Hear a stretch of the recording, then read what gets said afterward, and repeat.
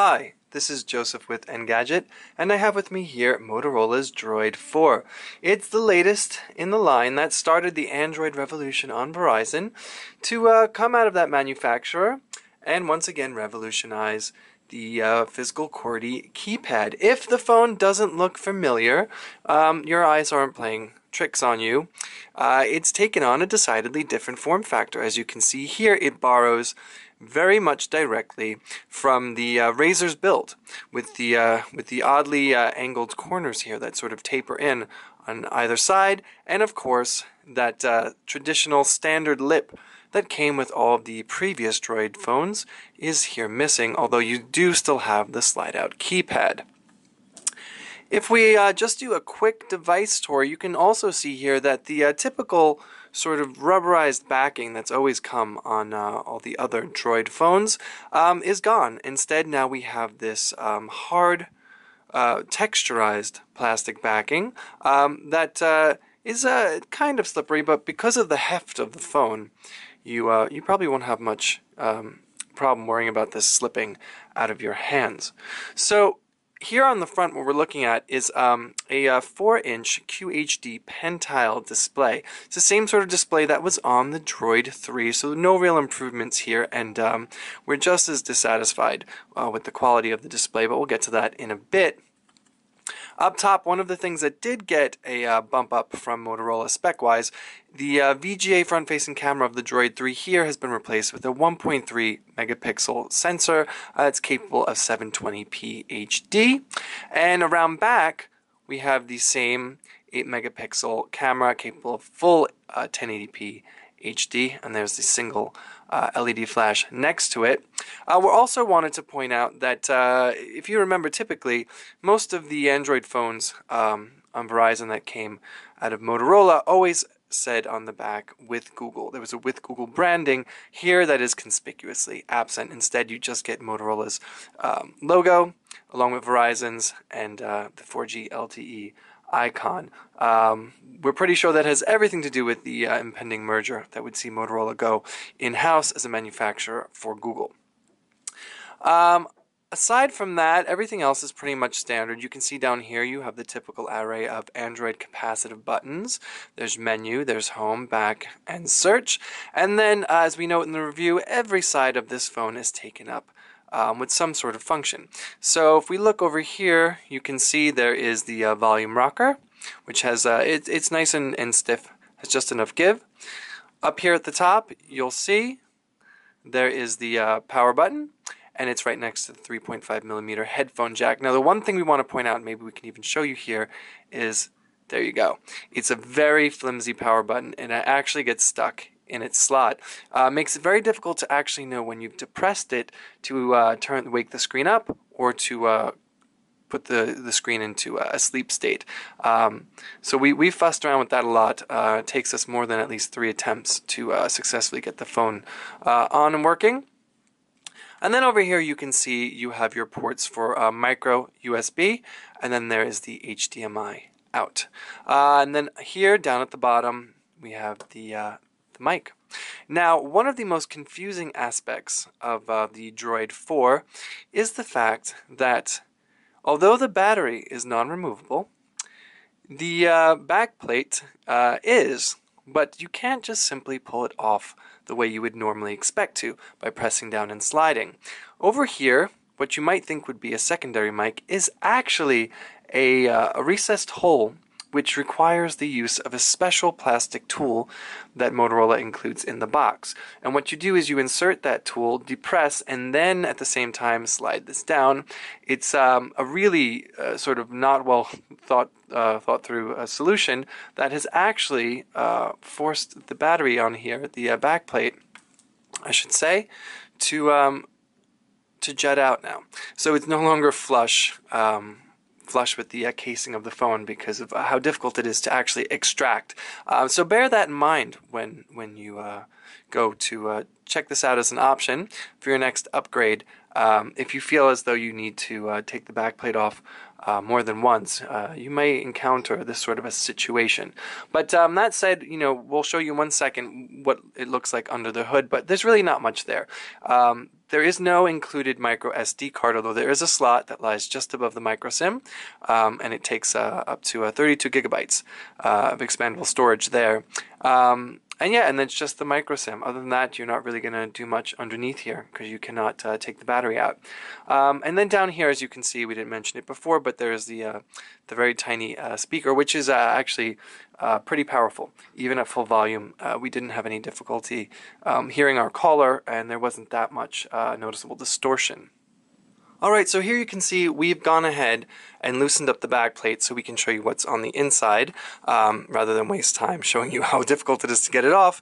Here we can just simply pull it off, and you can see there's not much. There's no NFC over here on the it's a very flimsy plastic casing, and then there you have it, is the battery that you cannot access, and then here is the slot for the micro SD card, which is just on top of the micro SIM.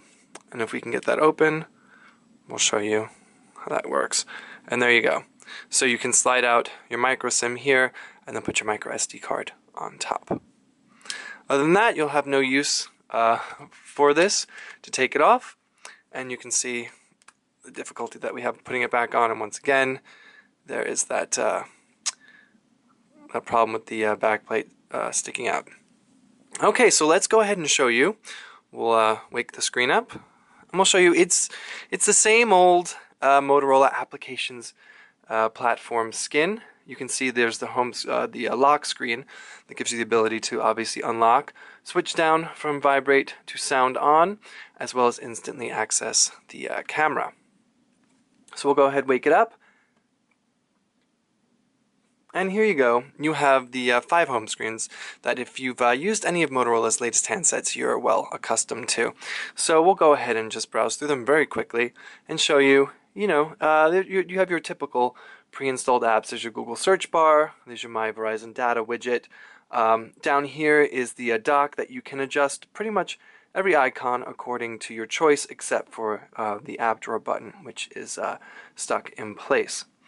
You cannot customize the number of home screens, although you can access them in a sort of panorama view. If you simply press on the home button, you can see them all here, and you can quickly jump to one by selecting it.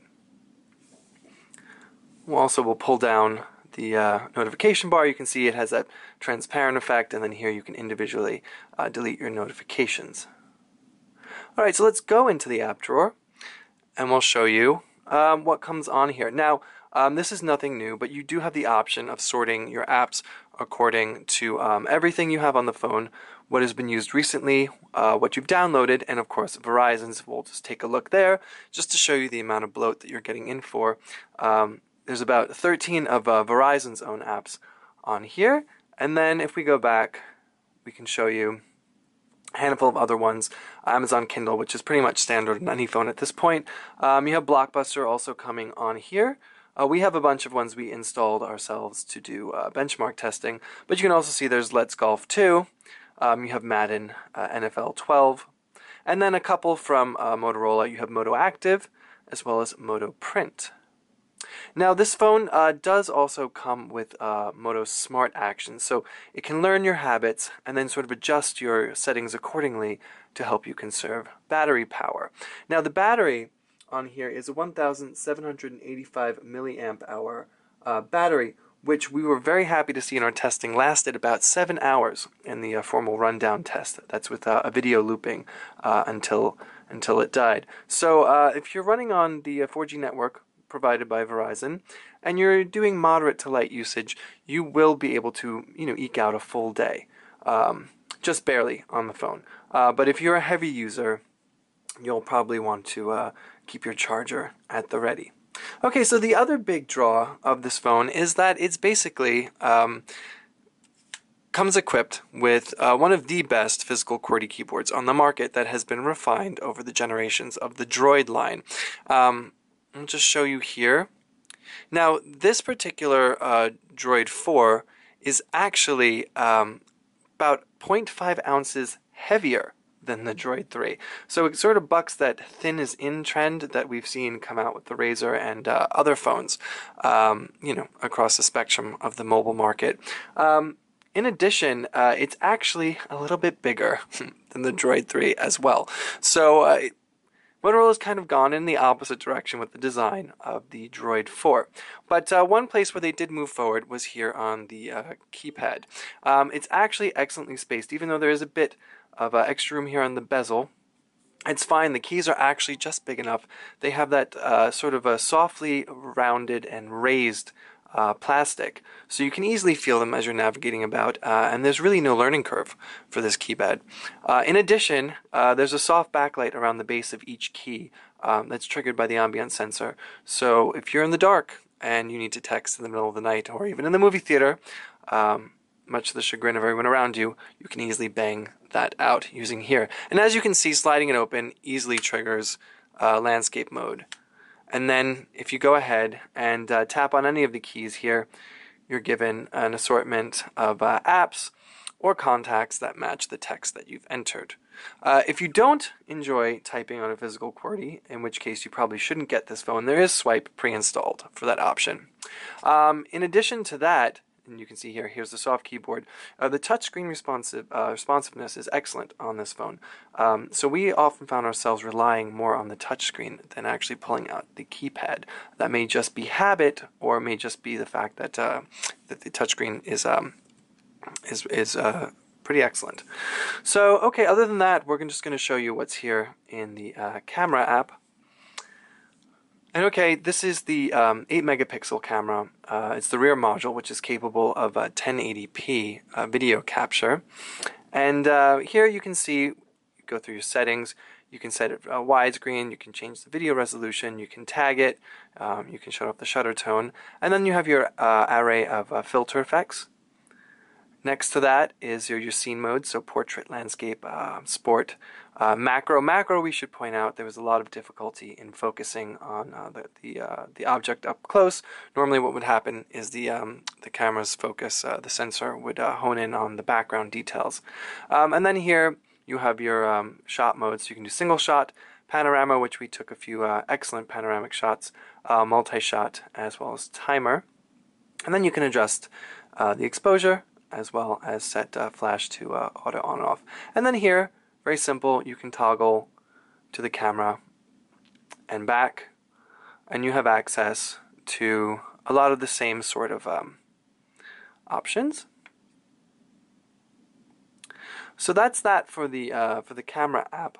Other than that, if you're a business user and this is the device that your IT department opts in for, or simply one that you choose, it does come preloaded with Citrix receiver for Android. So if you do have one of the 10-inch or 14-inch lap docks, it will you'll be able to access that feature in web top mode.